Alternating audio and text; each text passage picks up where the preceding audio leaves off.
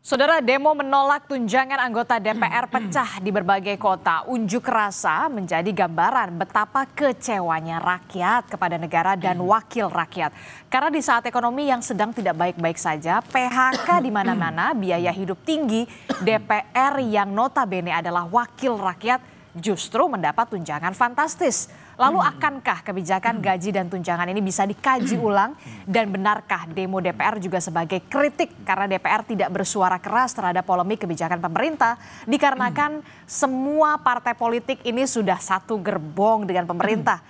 Kita akan bahas bersama dengan sejumlah narasumber yang sudah hadir ke Studio Orange Kompas TV. Sudah ada pengamat politik sekaligus Direktur Eksekutif Parameter Politik Indonesia. Sudah ada Mas Adi Prayitno. Selamat pagi, Assalamualaikum Mas Adi. Waalaikumsalam, pagi Adisti. Mas Adi tampaknya tersedak ini karena melihat aksi demo kemarin atau gimana nih tunjangannya ya.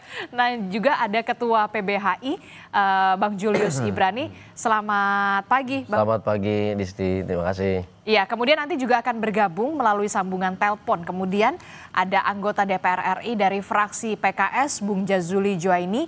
Tapi nanti kita akan coba menghubungi kembali Bung Jazuli untuk bisa berdiskusi dan juga berdialog di Sapa Indonesia pagi hari ini. Saya ke Bung Julius Ibrani dulu. Bung, ini kan kalau kita lihat ya, kemarin di DPR pecah, ricuh begitu ya. Banyak sekali yang ditangkepin begitu ya, yang diamankan. Ada 300 lebih, bahkan ada pelajar begitu. Tapi kemudian ada yang mengatakan, wah ini belum jelas nih tuntutannya, banyak yang juga tidak mengerti. Nah kalau Bung Julius ini menanggapi seperti apa? Jadi aksi besar kemarin itu bukan terjadi, bukan dipersiapkan, bukan ramai H-1, tapi sudah berbulan-bulan. Ini merupakan akumulasi dari kekhawatiran, ketakutan, dan berujung pada kemarahan. Soal apa? Soal persoalan pajak kita, penerimaan negara kita, situasi ekonomi, kemudian jaminan dari pemerintah agar masyarakat bisa bertahan hidup, harapan tinggi terhadap makan bergizi gratis yang kemudian juga masih banyak problematikanya, dan terakhir dipicu dengan kenaikan tunjangan anggota DPR yang bukan hanya bicara soal etika, moral gitu ya, tapi justru melanggar Undang-Undang Keuangan Negara. Nanti akan saya bahas detail soal itu. Nah, ini sudah berbulan-bulan, dan ketika dia ingin mengaspirasikan satu hal, pemicunya adalah kenapa kalau kami susah, kalian mewah. Kami dipaksa susah, kalian malah mewah. Ini yang ditagih oleh masyarakat, ini yang ditagih oleh rakyat. Dan dijanjikan bahwa pintu DPR RI akan terbuka luas membahas aspirasi, menerima aspirasi. Tapi kemarin jangankan membahas aspirasi, dibuka saja pintu tidak. Itu yang pertama. Yang kedua, belum apa-apa masyarakat dihadapkan pada situasi penanganan massa seperti perusuh, seperti pelanggar. Itu belum terjadi apa-apa karena tim kami ada di lapangan sana, dipasang mobil rantis, tim pembubar paksa dengan berbagai macam persenjataan yang lengkap. Ini kan tentu bertentangan dengan apa yang seharusnya menjadi tanggung jawab negara merespon demokrasi. Penyampaian aspirasi kalau tidak salah kan itu berlangsung siang di depan gerbang utama DPR begitu ya. Tapi kemudian kok ya sudah dipukul mundur begitu ya, sudah dipukul mundur, disemprotkan semprotkan water cannon begitu ya, sampai akhirnya mundur sampai akhirnya bergeserlah ke belakang. Betul. Di gerbang Pancasila. Nah, ini bagaimana temuan PBHI soal itu? Yang perlu kami sampaikan adalah apa yang sering kita lihat ya di video pas terjadi kericuhan dan segala macam, itu sebetulnya dampak. Tapi kalau kita mundur ke belakang, kami melihat ada semacam prakondisi, gerbang-gerbang dilumuri oli dan segala macam. Ada orang warawiri seolah-olah memperhitungkan berapa banyak orang yang akan datang, bagaimana cara memukul mundur. Dan yang ketiga adalah mari kita lihat perlengkapan dan peralatan yang digunakan oleh aparat kepolisian.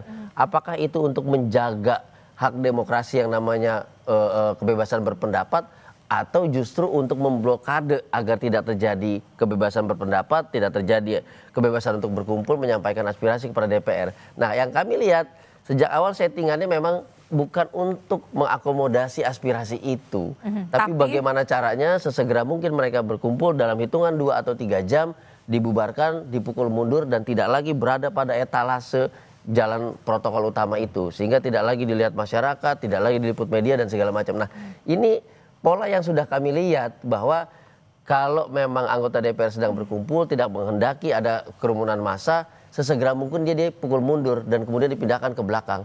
Ini kami sudah lihat, presidennya sudah berkali-kali, sudah banyak gitu kan. Termasuk juga berarti Anda ingin mengatakan reaksi yang dilakukan oleh pihak keamanan begitu sedikit berlebihan? Bukan hanya berlebihan, satu dia melanggar ketentuan di dalam pengendalian massa, ketentuan di dalam peraturan internal tentang bagaimana merespon aksi demonstrasi, bagaimana menetapkan eskalasi penggunaan yang menentukan penggunaan peralatan, perlengkapan dan pendekatan. Kami tidak melihat di situ misalnya Mas Ade menjelaskan, oh kami sudah dekati koordinator aksinya, kami membukakan ruang, kami menyampaikan kepada DPR bahwa koordinator aksi mewakili para pendemo untuk menyampaikan aspirasi. Itu belum ada sama sekali. Belum ada sama sekali dan kemudian langsung disampaikan bahwa terjadi kericuhan di sini, terjadi vandalisme di sini, terjadi perusakan di sini. Hilir yang disampaikan, yang kemudian disampaikan juga bahwa ini oknum-oknum tertentu yang tidak beridentitas. Lah, sedangkan ratusan massa mayoritas yang beridentitas jelas, wajahnya jelas, belum diakomodasi. Tapi langsung merespon yang tidak beridentitas ini yang kemudian berbuat rusuh dan berbuat vandalisme. Nah ini kan kita jelas bahwa fokusnya adalah adanya kericuhan, adanya pelanggaran. Jadi fokus tentang aspirasinya ini yang ditinggalkan. Nah ini pola yang sudah kami baca dan ini tentu ini tidak akan menghentikan demonstrasi. Tidak akan menurunkan tensi para demonstran sekalian. Ini justru akan menimbulkan kemarahan demi kemarahan. Gitu, karena tujuan utama menyampaikan aspirasi tidak tersampaikan, lalu tujuan untuk berkeluh kesah juga tidak dibukakan pintu, yang ada merespon dengan cara-cara kekerasan dan bahkan penindakan dengan upaya paksa penangkapan, penahanan dan yang lain. Ada penangkapan pengamanan itu kalau tidak salah lebih dari 300. Lebih dari 300. 196 diantaranya adalah anak-anak di bawah umur. Betul, respon Anda? Betul. Nah, jadi ini yang kami sampaikan dari awal, ketika ada demonstrasi yang merupakan implementasi hak asasi, maka responnya adalah menjaga, bukan menindak. Itu dua hal yang berbeda. Ketika prinsip menjaga, maka peralatan yang digunakan adalah peralatan humanis, bukan peralatan huru-hara untuk membubarkan. Nah, kalau di depan kita sudah melihat itu, kita sudah bisa prediksi di ujung akan ada upaya paksa kekerasan, upaya paksa penahanan, penangkapan dan yang lain. Dan kita akan melihat bahwa siapapun yang di lapangan, bahkan jangan-jangan ada demonstran juga, ada yang non demonstran juga yang kemudian ditindak. Itu seperti menyebarkan jala secara bebas, yang pasti tujuannya kemudian tidak ada crowded di lokasi itu. Nah ini yang pasti melanggar aturan tentang pengendalian massa, melanggar hukum acara juga, dan apalagi di situ ada anak-anak, dan ini dimensinya luas kalau kita bicara anak-anak. Ya, tapi kalau memang pelajar itu kan memang seharusnya tidak diperkenankan untuk berdemo ya, bukan demonstrasi.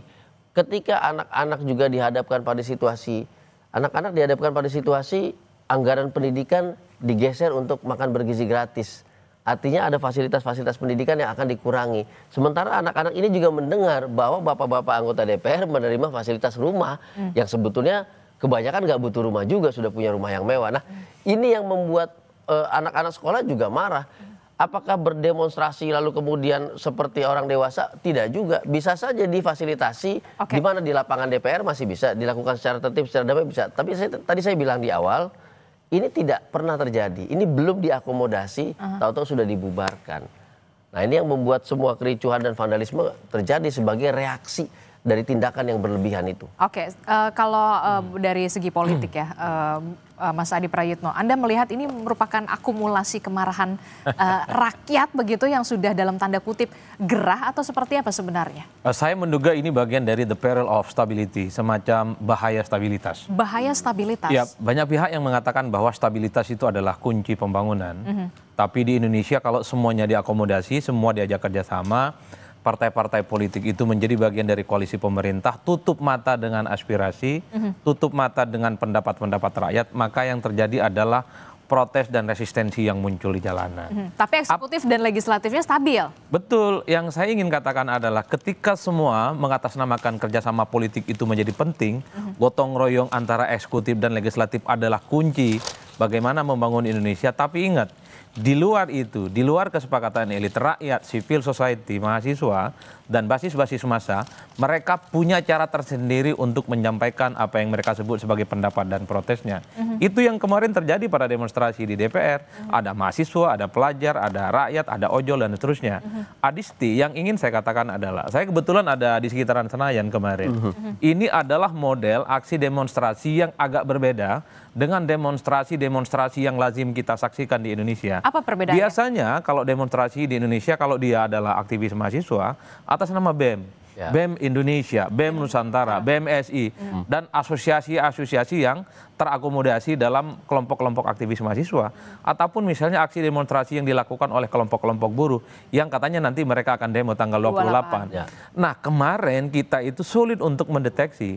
Tidak ada bendera besar yang mereka pancangkan sebagai satu kesatuan bahwa mereka itu berasal dari satu organisasi dan kepentingan yang sama. Mereka itu terserak. Mereka itu adalah kelompok pelajar, adalah mahasiswa yang pakai jas alma mater. Tapi juga ada yang pakai seragam ojol dan ada yang kemudian ya rakyat biasa seperti kita. Nah, ini tandanya seperti apa? Nah, yang ingin saya katakan adalah mungkin kalau kita cek satu persatu ya, ada beberapa yang mengatakan bahwa mereka memang cukup terpengaruh dengan informasi di medsos soal ajakan demonstrasi tanggal 25 Agustus. Yang konon menurut anggota Dewan ini adalah ajang untuk membubarkan DPR kan. Itu yang saya kira amplifikasi di medsos itulah yang kemudian membuat orang-orang yang mungkin selama ini tidak respect ya terkait dengan isu yang berkembang, mereka berdatangan DPR hanya sebatas ingin menyampaikan aspirasi dan pendapat. Kemarin saya kebetulan ikut ojek online. Saya bertanya, Bapak pernah ikut demo nggak? 4 kali dia ikut demo. 4 kali dia ikut demo. Apa yang membuat Anda itu tertarik untuk demo? Pertama, sekali-kali ingin mencoba untuk menyampaikan pendapat, ikut protes dan seterusnya. Tapi kemarin dia nggak ikut. Karena ada order yang banyak, dia bilang. Bagi dia jauh lebih penting untuk order. Nanti kalau kosong dan ada kesempatan untuk menyampaikan aspirasi, dia bilang akan mengatakan itu. Yang ingin saya katakan adalah, Adisti, saat ini di tengah keberlimpahan informasi ya, melalui kanal-kanal medsos yang cukup luar biasa, masyarakat dan rakyat ini sangat mudah untuk mengekspresikan bagaimana sikap kecewa mereka, bagaimana sikap protes mereka, dan itu mulu berkejalanan seperti ke DPR. Saya di awal mengatakan the peril of stability itu adalah kalau anggota dewannya tidak pernah respon terkait dengan isu-isu yang berkembang. Jadi sebenarnya jangan salahkan kalau rakyat, pelajar, dan mahasiswa mereka menggunakan cara sendiri datang ke DPR, menyampaikan aspirasi dan pendapatnya secara terbuka. Kan sebenarnya kan yang disampaikan demo kemarin itu sederhana kok. Segera sahkan rancangan undang-undang aset. Ini lama betul. Per hari ini koalisi pemerintah dengan DPR ini kan hampir 100%. Semuanya tegak lurus. Apa problemnya yang kemudian membuat ini tidak segera disahkan? Sederhana itu saja sebenarnya. Oke kata rakyat, oke kata pelajar dan mahasiswa, kalau tidak didengarkan mungkin harus protes ke DPR bawa spanduk dan baliho dengan cara seperti kemarin. Atau misalnya tuntutan-tuntutan lain soal ya tunjangan ya. Kalau saya sebenarnya sebagai peneliti soal tunjangan DPR 50 juta ataupun dari 4 juta yang soal BBM jadi 7 adalah hal alamiah karena anggota dewan ini kerjaannya banyak ya. Tapi karena ini tidak mampu dijelaskan dengan baik kepada publik jadi ribut. Satu sisi di tengah orang susah cari pekerjaan, tapi kok kemudian muncul berita-berita anggota dewan tunjangannya banyak. Adisti, periode ini anggota dewan 2004-2029 itu tidak mendapatkan rumah dinas. Ya. Kita tahu bahwa DPR sebelumnya dapat rumah dinas, jadi nggak perlu duit 50 juta setiap bulan. Kalau sejak dilantik kemarin, awal-awal DPR 2024-2029 mengatakan bahwa akan ada tunjangan untuk kawan-kawan DPR gitu, entah itu ngekos, entah itu ngontrak atau sewa hotel, karena mereka nggak dapat tunjangan mungkin tidak akan segaduh ini. Kan sebenarnya 50 juta itu untuk mengganti rumah dinas yang sebelumnya. Sebagai kompensasi. Sebagai kompensasi. Ini terputus komunikasinya. Ada komunikasi yang tidak clear di sini menurut Anda. Betul. Begitu dari anggota dewan yang dikomunikasikan kepada masyarakat dan juga publik menurut Anda. Betul, di antara sekian banyak besaran jumlah tunjangan yang diributkan itu adalah yang 50 juta. Kalau anggota dewan periode 2024-2029 dapat rumah dinas, enggak ada angka 50 juta itu per bulan, Adisti. Itulah yang saya kira sejak awal mestinya kesekjenan DPR tuh speak up ke publik. Sebagai bentuk kompensasi dewan itu nggak dapat rumah dinas, mereka ada yang disebut dengan uang tunjangan. Cari rumah, cari kontrakan. Kalau di sekitar Senayan, Ben Hill ya Memang nggak cukup itu. 50 juta dengan asumsi tiap bulan misalnya 3 juta kalkulasi anggota dewan, harus ngekos di Ciputat itu di tempat kita. Ngekosnya di Bekasi, ngekosnya di Depok. Tapi kan nggak apa-apa, transportasi publik sekarang sudah jauh lebih bagus begitu ya. Nah, bisa naik kereta, bisa naik LRT, bisa naik MRT begitu. Tapi sebetulnya begini Adisti, Mas Adi, persoalan angka itu menjadi sensitif karena dia sebetulnya dalam konteks Undang-Undang Keuangan Negara nomor 17 tahun 2003 pasal 3 ayat 1 dia menegaskan bahwa setiap proses dan hasilnya dia harus menciptakan rasa keadilan. Itu penting, ini tegas sekali jawabannya. Dengan memperhatikan rasa keadilan dan kepatutan. Kalau memang rumah Kalibata dan Ulu Jami belum layak renovasi, kalau memang mau ada tunjangan, maka rumah-rumah itu dijual untuk mengganti tunjangan itu agar tidak di Ciputat tapi lebih dekat lagi, kan itu ya. Wacana ini tidak ada. Jadi ada aset. Aset ini kemudian bukan aset yang menjadi aset profit, asetnya liability loh ini. Ada perawatan, ada security segala macam, ini liability. Kemudian untuk merespon liability ini dalam konteks keuangan, dia menciptakan liability lain berupa expenses, pengeluaran. Ini yang nggak masuk logika. Padahal masyarakat dihadapi pengeluaran dan pajak. Nah, kalau kita ngomong sensitivitas, oh itu personal, ada yang nggak sensitif jangan dipaksain. Oke, makanya saya tegaskan, baca pasal 3 Undang-Undang 17 tahun 2003 tentang keuangan negara, di mana di situ ada wajib untuk memperhatikan rasa keadilan dan kepatutan. Ini harus saya tegaskan, tidak adil dan tidak patut. Tidak adilnya karena situasi seperti ini, tidak patutnya karena pembahasan yang tidak terbuka, publikasi yang tidak memadai, sehingga menciptakan apa? Menciptakan opini di publik, menciptakan asumsi bahwa mereka menerima kemewahan, kami menghadapi kesusahan. Kan begitu kesimpulannya, Adisti. Nah, itu dia pembahasan yang tidak transparan, publikasi yang kurang transparan. Inilah yang apakah ini bisa dikatakan karena memang sudah satu suara semua wakil-wakil rakyat kita di sana. Ya, itulah yang sebenarnya ketika aspirasi-aspirasi yang muncul dari bawah tidak mendapatkan respon. Beberapa waktu yang lalu publik itu heboh soal pengibaran bendera One Piece. Tapi misalnya secara kelembagaan tidak ada kawan-kawan anggota dewan itu yang memproteksi jaminan bahwa siapapun yang mengibarkan bendera One Piece itu tidak melanggar secara hukum. Nah, yang semacam ini yang saya sebut dengan sensitivitas secara politik. Padahal kan bendera One Piece seperti bendera-bendera kartun yang lain nggak ada angker-angker dan tidak ada serem-seremnya. Terkait dengan soal rancangan undang-undang perampasan aset, terkait dengan tunjangan gaji, terkait dengan kinerja dewan. Ini kan sebenarnya sejak lama disorot, Adisti. Bagaimana ada disparitas yang cukup luas dibaca oleh publik. Satu sisi mendapatkan fasilitas dan gaji yang sangat fantastis, tapi kinerja legislasinya sangat rendah. Di tahun ini saja kan kita tahu bahwa ada sekitar puluhan target undang-undang yang mungkin dibahas baru 1. 43 sekian. 43 yang dibahas baru 1 misalnya. Dan itu revisi di undang-undang TNI. Itu yang dari segi kuantitatif, tapi dari segi kualitatif kan kita juga mengukur ada tidak undang-undang yang secara serius itu dibuat untuk keberpihakan rakyat secara umum. Itu belum kelihatan. Jadi saya kira protes-protes politik yang dilakukan oleh kawan-kawan aktivis kemarin, mahasiswa, pelajar, dan rakyat ini adalah cacat bawaan dari kawan-kawan DPR yang sejak lama sebenarnya kinerjanya itu ditagih. Dalam banyak hal harus saya katakan, bahkan rakyat itu memaklumi mendapatkan fasilitas wah, tunjangan yang wah. Kalau kinerjanya mantap, betul-betul untuk rakyat, aspirasi itu sesuai dengan kepentingan masyarakat secara umum, rasa-rasanya jangankan tunjangan 50, jangankan tunjangan BBM dari 4 juta jadi 7 juta, rakyat pun memaklumi, ditambah 4 kali lipat nggak ada masalah.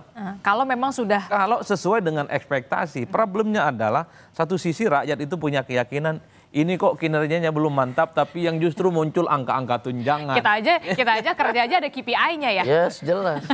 Sebagai mekanisme. Nah, makanya saya katakan ini menarik kalau Mas Adi bicara soal target kinerja gitu ya. Di mana-mana ada target kinerja, maka ada output hasilnya undang-undang. Atau paling tidak draftnya telah mengalami kemajuan, ada progres di situ dari tahap 1 ke tahap 2 segala macam. Nah, satu lagi, jangan lupa bahwa 43 rancangan undang-undang dalam daftar prioritas prolegnas itu juga belum ada evaluasi apakah itu yang menjadi aspirasi masyarakat. Itu dulu. Itu dulu. Jangan-jangan agendanya lebih banyak agenda politiknya ketimbang agenda aspirasi masyarakat. Contoh satu misalnya ya, guru dan dosen yang sedang ribut bahkan mengalami sindiran-sindiran dan kemudian diklarifikasi oleh Sri Mulyani.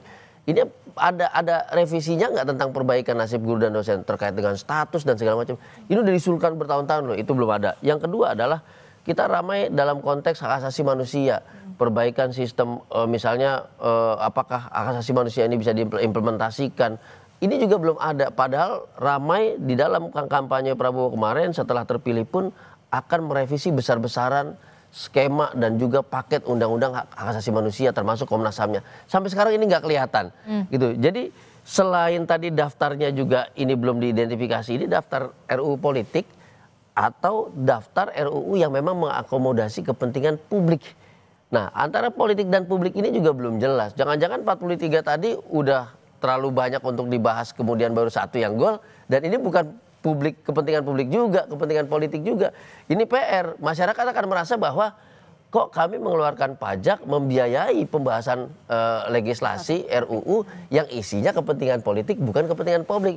Kami membayari sesuatu yang isinya karung atau kantong kosong. Kami mengalami kerugian di situ. Itu bisa juga terjadi. Dan itu sudah masuk ke dalam wacana di medsos.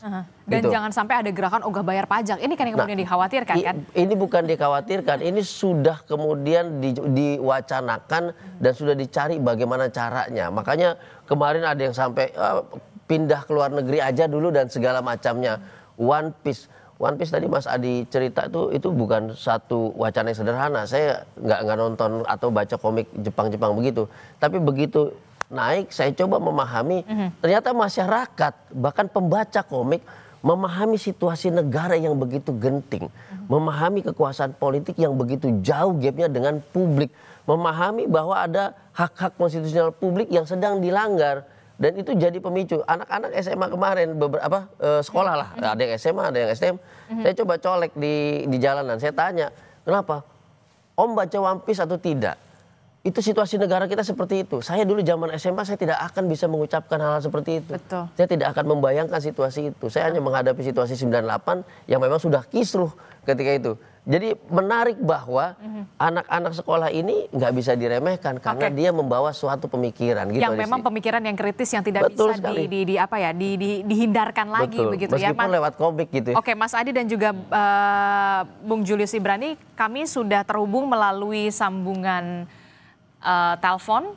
Sebelumnya kita mencoba untuk menghubungi Bung Jazuli Juwaini dari fraksi PKS, anggota DPR, tapi kemudian kita beralih ke fraksi PDI Perjuangan, sudah bergabung bersama kita Bung Andreas Hugo Pareira. Selamat pagi, Bung Andreas Hugo. Selamat pagi Adisti. Iya, Bung Andreas, akhirnya kita bisa ngobrol lagi nih setelah minggu kemarin saya sempat juga menghubungi Bung Andreas, tapi kemudian membahas soal yang sama ini ternyata ya, masih soal tunjangan DPR. Nah, dari DPR sendiri, dari fraksi PDI Perjuangan sendiri, melihatnya seperti apa responnya ini soal tunjangan yang lagi-lagi dipermasalahkan oleh warga gitu ya, masyarakat begitu, karena kecewa begitu sampai demo kemarin pecah. Bung Andreas Hugo ada di mana tuh? Saya dari pagi waktu itu dua hari lalu ya. Dari pagi sampai siang itu ada di DPR, setelah itu kami ada rapat di partai. Saya jam 1:30 saya berangkat, memang saya lihat sudah penuh masyarakat di belakang di TVRI sampai ke jembatan di Senayan itu. Dan memang ya, kalau saya pendapat dengan apa yang disampaikan tadi singgung oleh Mas Adi kalau tidak salah, soal akumulasi dari berbagai situasi yang saat ini terakumulasi dan kemudian terekspresikan dengan DPR ini sebagai salah satu sasaran. Tapi banyak hal yang mungkin ada di masyarakat, yang masyarakat merasakan ada ketidakpuasan yang kemudian ya DPR ini salah satu hal yang kebetulan aja gitu, dalam arti ada yang menyampaikan soal tunjangan dan dari situ itu menjadi seperti bensin yang disiram ke api gitu. Karena sudah ada di masyarakat. Sebelumnya kita lihat soal munculnya bendera One Piece, terus kemudian ya hal-hal yang sudah terekspresikan di masyarakat. Saya kira ini perlu tidak dilihat kasusnya saja, gitu.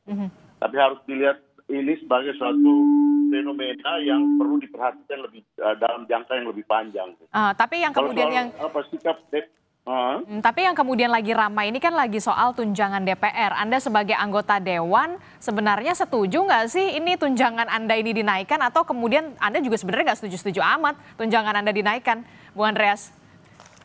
Ya, itu sebenarnya saya di dalam rapat, di dalam pembahasan sebelum di Kompas TV ini juga saya jujur aja, saya sebenarnya tidak terlalu memperhatikan juga gitu ini soal tunjangan kita dari dulu. Masuk DPR juga tidak pernah tanya gaji kita berapa gitu.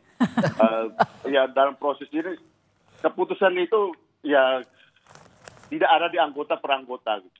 Tetapi itu dilakukan ya kalau di DPR itu masih di Banggar dan di Kementerian Keuangan kemudian disampaikan. Tapi secara kelembagaan di DPR yang namanya tunjangan ini memang dari dulu sudah ada gitu. Nah, yang namanya biaya perumahan itu ya kalau dulu ada rumah dinas, ya setelah tidak dapat rumah dinas ya kemudian dapat tunjangan perumahan ini. Soal besarannya itu terus terang saya tidak terlalu tahu persis hitungannya. Itu yang mungkin yang melakukan itu pasti antara Kementerian Keuangan dengan Kesekjenan dan di DPR itu dengan BURT biasanya. Tapi dengan melihat adanya demo begitu ya, reaksi yang diberikan oleh masyarakat sampai demo ini pecah begitu ya di DPR, Anda merasa secara individu sudah tepatkah kemudian Kementerian Keuangan, Banggar DPR untuk menaikkan tunjangan bagi anggota Dewan di saat ekonomi yang sedang tidak baik-baik saja, Bung Andreas? Saya kira kemarin sudah diputuskan untuk dibatalkan itu, Mbak. Kemarin sudah diputuskan untuk dibatalkan kalau tidak salah apa yang disampaikan oleh Pak Dasko kalau gitu.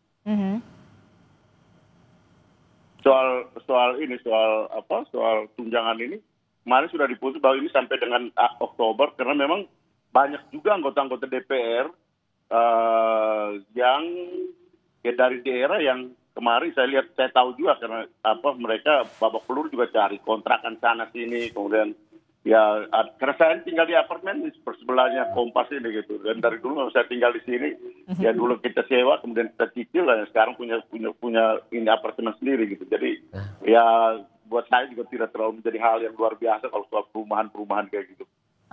Jadi itu sebenarnya bukan nominal yang luar biasa ya kalau menurut Bung Andreas Hugo. 50 juta per bulan. Jumlah yang besar, kalau jumlah 50 juta itu jumlah yang besar pasti. Jumlah yang besar. Artinya untuk tapi soal kepantasan itu kan relatif gitu. Tiap orang ada yang merasa pantas, ada yang merasa tidak pantas. Tapi untuk itu memang ukuran yang dilakukan ya saya kira negara sudah punya aturan main soal itu gitu. Ada yang saya pernah baca juga soal bahwa ini rumah ini sekitar di Jakarta Pusat ini sekitar DPR, sekitar gedung DPR supaya efektivitas kerja supaya sah-sah saja gitu. Ada yang menghitung seperti itu. Buat saya ya saya juga memilih ini tapi saya tinggal di apartemen dekat sini. Oke. Termasuk juga soal ini nih banyak sekali yang jadi akumulasi juga yang tadi disebutkan oleh Bung Julius Ibrani dan juga Mas Adi Prayitno. Ini adalah bentuk akumulasi kemarahan begitu ya. Nah, yang kemudian dipertanyakan lagi adalah ini kan rumah rakyat ya, yang seharusnya masyarakat juga bisa mengadu begitu ya kepada wakil-wakil rakyat begitu. Apakah nanti saya sih berharap ada ada pertemuan lah, komunikasi yang bisa dilakukan baik dari pimpinan DPR dengan teman-teman yang kemarin juga sempat mendemo atau segala macam. Apakah nanti benar-benar akan ini terwujud atau tidak? Nanti kita akan jeda dulu, usai jeda kami akan kembali. Tetaplah bersama kami di Sapa Indonesia Pagi. Terima kasih Anda masih bersama kami dalam Sapa Indonesia Pagi. Saudara masih membahas soal bagaimana tunjangan DPR yang kemudian kita tahu saat rakyat menolak kenaikan tunjangan DPR ini, demo terjadi di depan DPR pada 25 Agustus 2025. Ini masih membahasnya bersama Mas Adi Prayitno, kemudian ada Bung Julius Ibrani, kemudian di sambungan telepon masih ada Bung Andreas Hugo. Bung Andreas Hugo, masih menyambung. Halo Adisti. Iya, Bung Andreas Hugo, seperti yang kita tahu 25 Agustus 2025, Ketua DPR dari fraksi PDI Perjuangan, Puan Maharani mengatakan memang siap menampung aspirasi. Nah, bentuk menampung aspirasinya itu semacam apa? Apakah sudah ada pertemuan yang sudah dilakukan oleh pimpinan DPR bersama dengan teman-teman yang kemarin berdemo untuk bisa menyampaikan aspirasi mereka ditampung secara terbuka, secara tertib begitu ya? Seperti kalau kita lihat kemarin revisi Undang-Undang TNI kan juga sempat pimpinan DPR juga sempat membuka komunikasi dengan sejumlah aktivis waktu itu di revisi Undang-Undang TNI.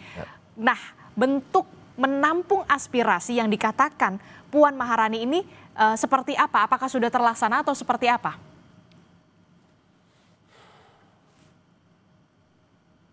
Bung Andreas Hugo. Ya, saya nggak tahu persis gitu. Apakah bentuk menampung aspirasi itu langsung menerima ya mereka yang melakukan demonstrasi kemarin atau perwakilan mereka, saya nggak tahu persis. Karena kemarin sudah ada urusan dengan isu yang lain gitu, yang juga ya berkaitan dengan ya di partai. Tapi saya kira respon yang sudah dilakukan oleh Mbak Puan sebagai Ketua DPR dengan menampung aspirasi itu adalah apa yang juga kemudian diinikan oleh Pak Dasko kemarin bahwa tunjangan ini hanya berlaku sampai dengan Oktober tahun 2025 ini.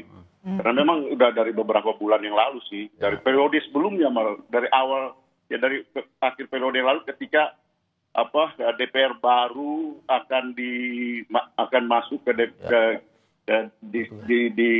dilantik di Senayan, dan ketika itu memang kami harus mengosongkan rumah dinas itu gitu. Dan hitungan yang saya dengar, yang saya tahu juga karena kita tidak ikuti persis juga kan, bahwa kompensasi dari meninggalkan rumah dinas itu diberikan tunjangan perumahan gitu, akan diberikan, tapi kemudian bahwa jumlahnya seperti itu ya kita tidak semua anggota DPR juga mengikuti persis satu persatu hal-hal yang berkaitan dengan penganggaran itu. Tapi saya ingin tanya, sebelum periode ini kan Bung Andreas Hugo juga sudah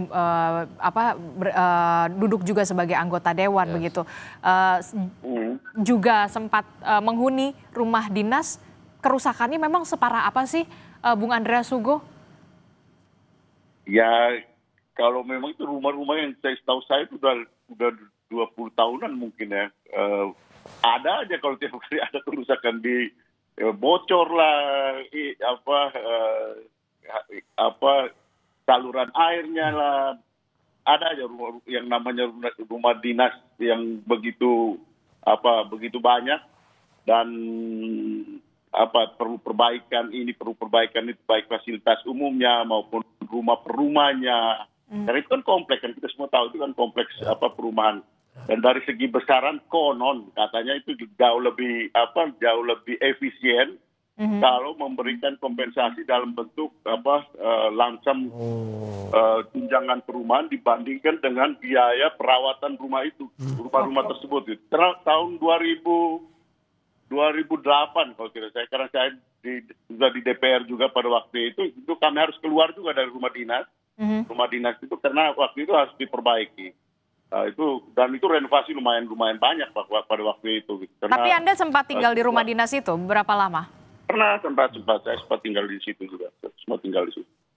Oke, jadi kalau menurut Bung Andreas Hugo, karena memang rumah dinas ini sudah banyak kerusakan, bocor, saluran airnya dan segala macam, jauh lebih efisien memberikan kompensasi 50 juta per bulan. Adisti, ya? Kalau kompensasi itu yang hitung itu kesekjenan, bukan kami yang hitung. Kesekjenan. Kesekjenan yang hitung kalau soal kompensasi, itu bukan kami yang hitung, kami hanya terima aja. Karena semuanya memang sudah diatur dari kesekjenan begitu ya, Bung Andreas Hugo ya? Kesekjenan dan Kementerian Keuangan pasti. Oke. Nah itu kalau menurut kesekjenan itu lebih efisien memberikan 50 juta tunjangan dibandingkan kemudian melakukan perawatan menyeluruh begitu, renovasi dan segala macam, itu anggarannya jauh lebih besar. Jadi gini, nih kalau kita yang nyicil rumah gitu ya, yang bangun rumah pelan-pelan dari awal, ini kita punya satu ungkapan, Adisti. Rumah yang tidak ditempatin itu akan mudah rusak dan cepat hancur. Selalu begitu. Dan kita juga lihat beberapa kali kita berkunjung ke perumahan DPR RI, baik di Kalibata ataupun Nurul Jamil, itu banyak yang kosong. Semakin dia kosong, semakin hancur. Makanya tadi saya bilang, ini liability, aset yang tidak produktif. Kalau memang ini tidak dibutuhkan, kalau memang ini beban perawatannya lebih tinggi, ya diperjualbelikan saja, ditransaksikan saja, kemudian menjadi aset yang bisa dimanfaatkan. Itu logika dasar. Tapi kami tidak mendengar itu. Jadi menambah tunjangan, sementara aset ini menjadi liability yang terus menerus ada perawatan. Ini kan nggak mungkin didiamkan sampai hancur begitu rata dengan tanah di sini. Ini ekspensisinya terjadi, ini tunjangannya jalan, ini malah double pengeluarannya. Padahal biaya perawatan, security, kebersihan, apa segala macam, ini kalau ditukar dengan makan bergizi gratis bisa nambah menu ini ya Disti. Karena lebih dari Rp15.000 per rumah. Sementara ini ditambah. Kita nggak boleh lepas daripada logika itu gitu ya. Kalau rusak diperbaiki, bukan kemudian ditinggalkan, tetapi biaya perawatan jalan, lalu menambah komponen baru dengan yang namanya tunjangan. Nah, ini bukan soal kecil. Ini soal logika keuangan yang bertentangan dengan keuangan negara. Ada prinsip utama di situ sebagai dasarnya, yaitu efisiensi. Pertanyaannya, apakah model pengeluaran seperti tadi itu efisiensi? Ya jelas tidak efisien. Pengeluarannya double, ini liability tetap ada pengeluarannya, ini menambah yang baru. Sementara masyarakat, penambahan-penambahan itu ada di penambahan pajak, Adisti. Jadi bukan di penambahan peluang ekonomi, peluang subsidi, pembagian sembako dan segala macam. Tapi menambahnya pajak. Di sini pengeluaran-pengeluaran yang menjadi beban yang dibayarkan oleh pajak. Nah itu yang menjadi kunci kemarahan. Makanya saya bilang tidak terjawab dan tidak terjelaskan. Karena mekanisme penganggarannya, mekanisme pembiayaannya itu nggak masuk di akal dan melanggar keuangan negara. Poinnya kan di situ. Makanya masyarakat marah kemudian. Masyarakat marah, gua yang susah bukannya dibantu untuk paling tidak mendapatkan satu kehidupan yang standar gitu ya, agar tidak susah. Tapi malah memberikan satu hal yang ini menurut rakyat loh, menurut masyarakat. Angka 50 juta itu mewah, sangat mewah loh di sini. Berapa UMP DKI Jakarta? 5 juta. Artinya hanya 10%-nya saja. Sementara ini 10 kali lipatnya hanya untuk tunjangan perumahan. Ini UMP-nya untuk seluruh kehidupan. Ada anak sekolah, anak jalan-jalan, istri beli kosmetik dan segala macam. Semua ada di situ. Di 1/10 dari tunjangan yang hanya rumah saja, dan itu belum tentu dimanfaatkan. Karena masing-masing mereka udah punya rumah mewah di tempat-tempat tertentu gitu loh. Bagaimana Bung Andreas Sugo merespon ini?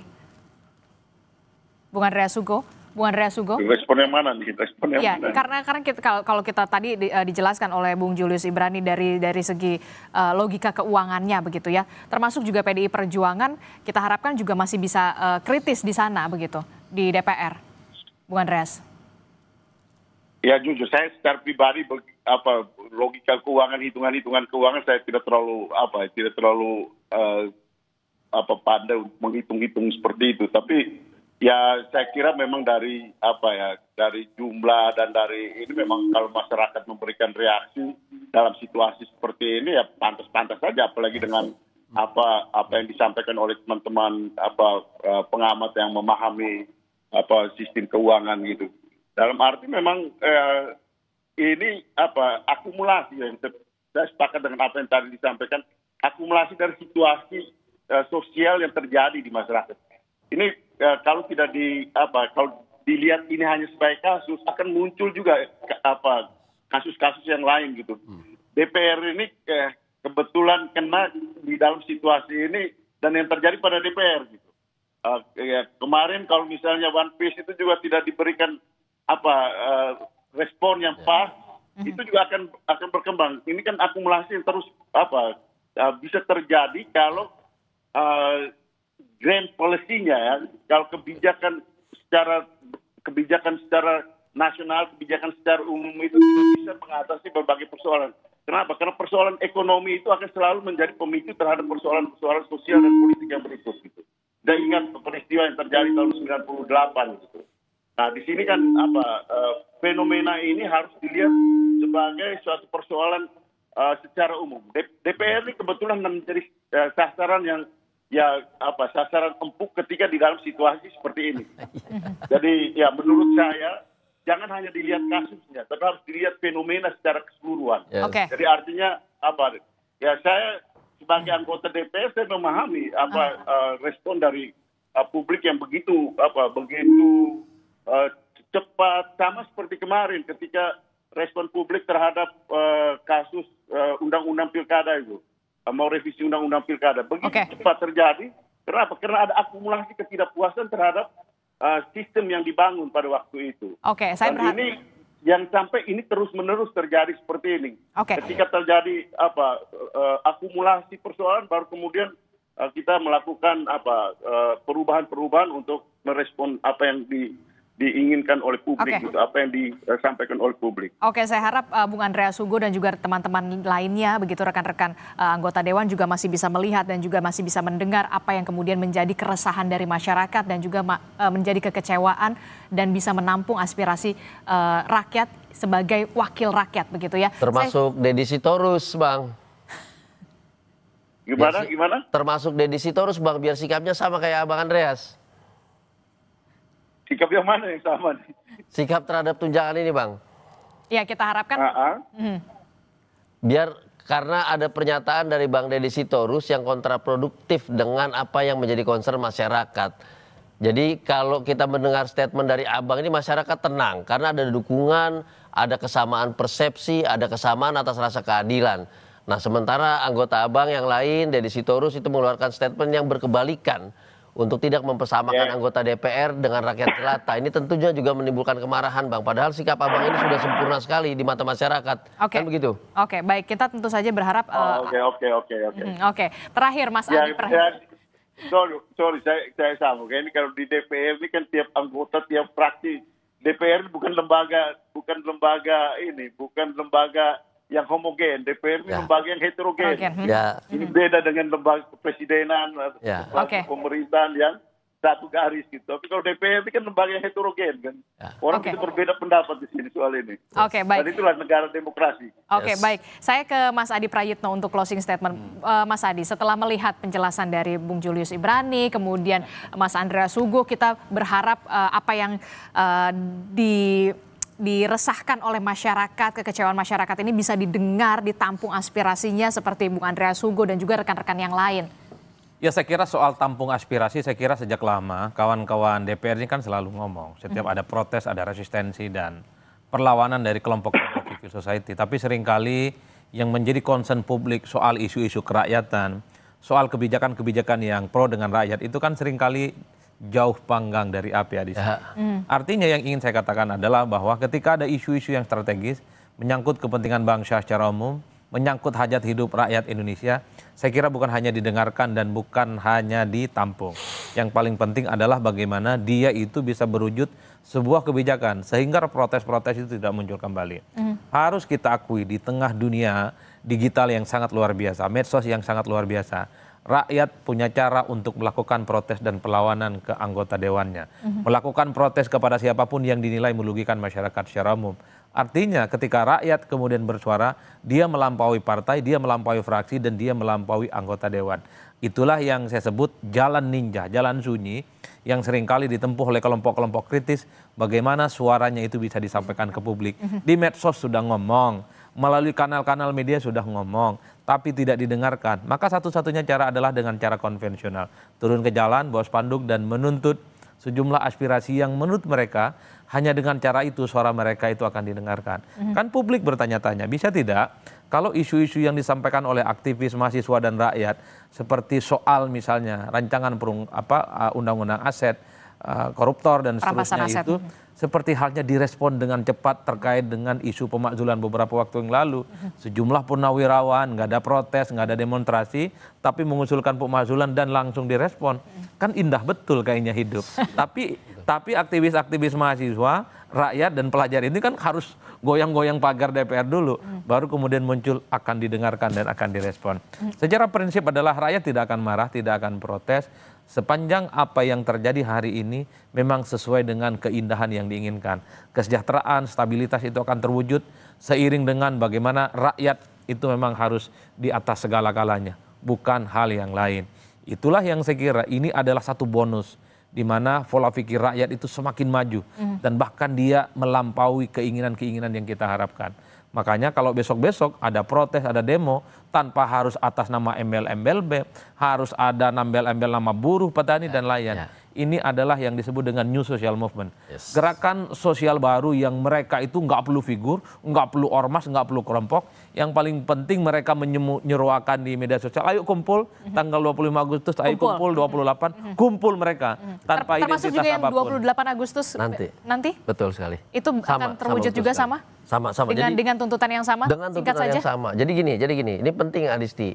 Dalam situasi tingginya ketidakpercayaan masyarakat terhadap kebijakan, terhadap pimpinan, baik di eksekutif ataupun legislatif, ini yang paling dikhawatirkan dia akan menimbulkan yang namanya civil disobedience. Kemarin itu salah satu bentuk civil disobedience. Ada vandalisme, ada kekerasan yang juga dilakukan oleh kerumunan massa demonstran.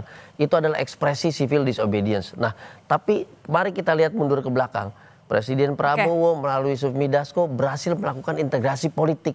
Nah, saatnya bergerak pada titik selanjutnya melakukan integrasi sosial. Rangkul masyarakat yang tanpa identitas tadi Mas Adi jelaskan. Rangkul semua yang kemudian akan menjadi pendukung utama bagi program eksekutif dan legislatif. Itu yang tinggal dilakukan dan masih kita tunggu sampai sekarang. Kita akan tunggu bagaimana aksi penyampaian aspirasi teman-teman begitu ya bisa berjalan tertib dan juga tidak anarkistis begitu, tidak ada lagi perusakan-perusakan, kericuhan-kericuhan, penyampaian aspirasi bisa didengar secara terang benderang dari masyarakat ke anggota Dewan. Terima kasih Bung Julius Ibrani telah bergabung bersama kami, Mas Adi Prayitno, terima kasih. Kemudian juga ada Bung Andreas Hugo, terima kasih juga sudah bergabung bersama kami melalui sambungan telepon. Selamat pagi, Assalamualaikum, sehat selalu.